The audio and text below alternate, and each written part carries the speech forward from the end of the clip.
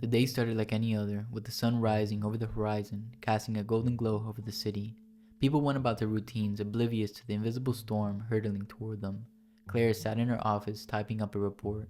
When the lights flickered and went out, the hum of electricity died, replaced by an eerie silence. She frowned, glancing out the window. The entire city had gone dark. No cars moved, no screens flickered. It was as if someone had pressed pause on the world. "What's going on?" Claire's coworker Mark asked, peering over her shoulder. His phone was dead, the screen blank. Around them, people pulled out their devices, confusion quickly turning to panic as they realized nothing was working. Claire grabbed her emergency radio, but it too was silent. A knot of fear tightened in her chest. "It's not just a power outage," she said. "This is something bigger." Outside, chaos erupted as people spilled onto the streets, shouting and pushing. Within hours, stores were looted and the thin veneer of civilization began to crumble. Claire knew she had to leave the city. She grabbed her backpack, stuffing it with essentials. As she made her way down the fire escape, she saw a man standing calmly in the alley below. He was older, with a shock of white hair and piercing blue eyes that seemed to see right through her. "You're leaving already," he said, his voice calm amidst the chaos. Claire hesitated. "You knew this was going to happen, didn't you?" The man nodded. "My name is Dr. Alan Mercer. I've been preparing for this, and if you want to survive, you'll come with me." Claire followed Dr. Mercer through the city's darkened streets, weaving between abandoned cars and the remnants of panicked crowds. They weren't alone for long. Soon they were joined by others, a young couple, Mia and Tom, who looked as lost as Claire felt, an ex-soldier named Alex, who moved with a wary confidence, and a quiet teenager, Lily, clutching a sketchbook to her chest. "We're all that's left?" Mia asked, voice shaking. "There are more survivors," Dr. Mercer replied, but they won't last long without a plan. We need to leave the city before nightfall." Alex narrowed his eyes. "And why should we trust you? You seem too prepared for this disaster." Dr. Mercer's gaze was steady. "I predicted the solar flare. I tried to warn people, but no one listened. The flare wiped out the entire power grid. There's no going back now." Claire felt a shiver run down her spine. "How did you know?" "I've been studying solar activity for years," Mercer said. "The signs were there. I couldn't stop it, but I knew it was coming." They made their way to the edge of the city, finding temporary shelter in an old, abandoned farmhouse. That night, they huddled around a campfire, the only light in a world swallowed by darkness. The sky above was filled with more stars than any of them had ever seen. They glowed brighter now, without the interference of artificial light. "We need to find somewhere safe," Alex said, his voice low. "A place with food, water, and shelter." Mercer nodded. "There's a sanctuary," he said. "A place I've heard rumors about, far from here. They say it's protected, that the technology there still works. A place where we can live like before?" "Perhaps," Mercer said, "but it's a long journey. It won't be easy." Claire studied Mercer's face in the firelight. He seemed genuine, but something about his calmness bothered her. He didn't look like a man who had lost everything. He looked like a man with a plan. "Why help us?" she asked, voicing her suspicions. "You could have gone alone." Mercer met her gaze, his eyes reflecting the flames. "Because we'll need each other," he said, "to survive what's coming." Claire wasn't sure what he meant, but she knew she had no other choice. The city was lost, and the only hope lay in following this man into the unknown. They set out the next morning, a small band of survivors with nothing left but each other and a whispered promise of sanctuary. The group moved through the desolate landscape, the remnants of society left behind like the scattered ashes of a dying fire.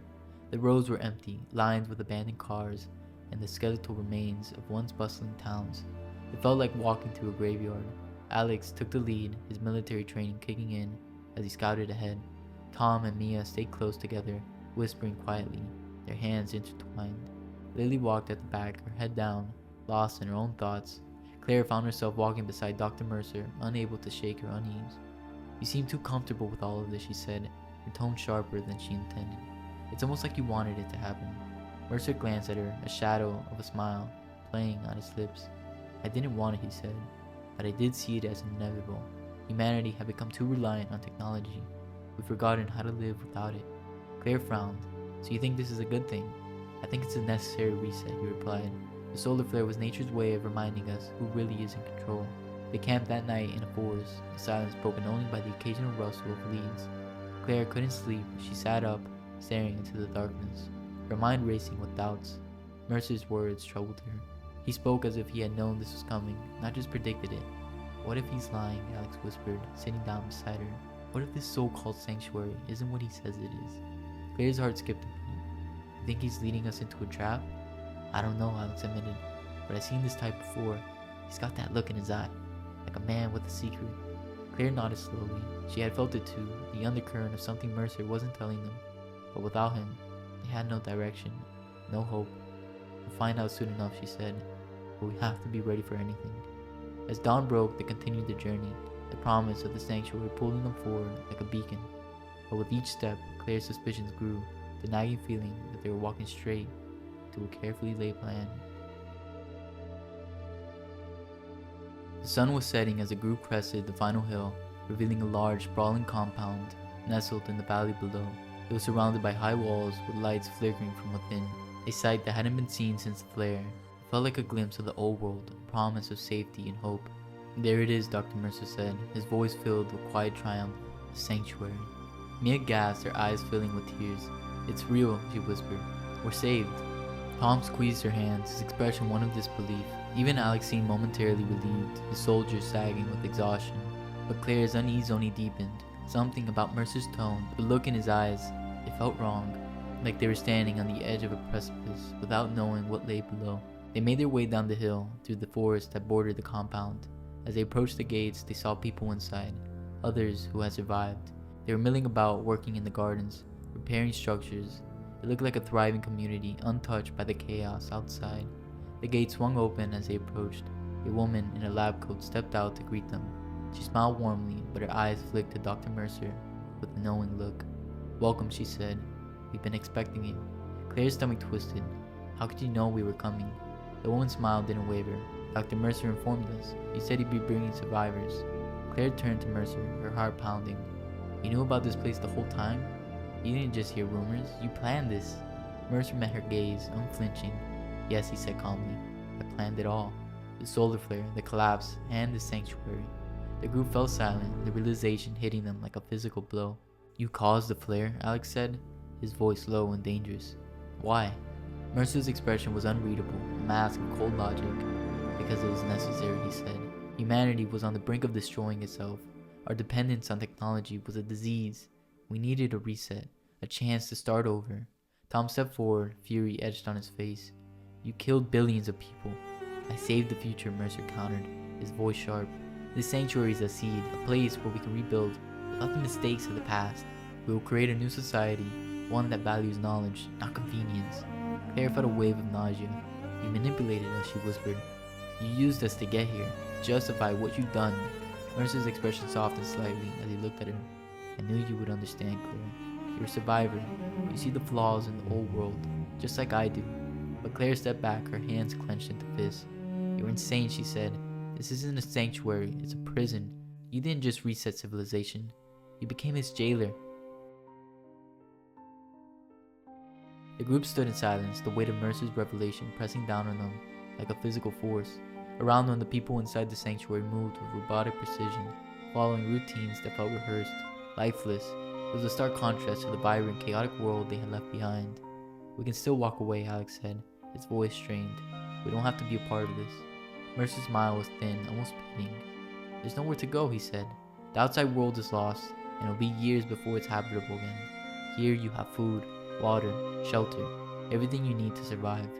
Survive, Mia spat, her eyes blazing with anger. You call this surviving? You took away everything that made us human, our freedom, our choices. Tom put an arm around her, his face a mask of grief. We trusted you, he said to Mercer. We thought you were saving us, but you only saved your vision of what the world should be. Claire's mind raced, torn between the safety of the sanctuary and the knowledge of Mercer's manipulation. She stepped closer to him, her voice trembling with a mixture of fear and fury. You said this was a reset, but you just replaced one form of control with another. You're no different from the old world. You're worse. Mercer's expression turned hard, his eyes glinting with something close to madness. I did what was necessary, he said. You can't see it now, but in time you'll understand. The flare was the only way to wipe the slate clean. I gave humanity a second chance. Alex pulled out a knife, his knuckles white with rage. We have a choice, he growled. We can destroy this place, end your twisted experiment, and give people a real chance to rebuild. Mercer didn't flinch. And what then? More chaos? More suffering? You're all too blinded by emotion to see the bigger picture. Claire stepped between them, holding up her hands. Stop, she said. This isn't the way. She turned to the group, her voice steady. Mercer was right about one thing. We do need a reset, but not like this. We can't rebuild a better world by forcing people into it. We have to give them the choice. She looked back at Mercer, her eyes filled with a sad determination. We took away our freedom, but we're taking it back. Together, the group turned their backs on Mercer and walked toward the gates. The people inside the sanctuary watched them go, some stepping forward, others staying behind. Claire glanced over her shoulder one last time. Mercer stood alone, his face twisted in a mixture of anger and regret. You can't leave, he shouted after them. You'll die out there. Claire smiled sadly. Maybe, she said, but at least we'll die free. As they stepped into the wild, untamed landscape beyond, the first rays of dawn broke over the horizon, illuminating a world ripe with possibility, a world waiting to be rebuilt, not by control, but by choice.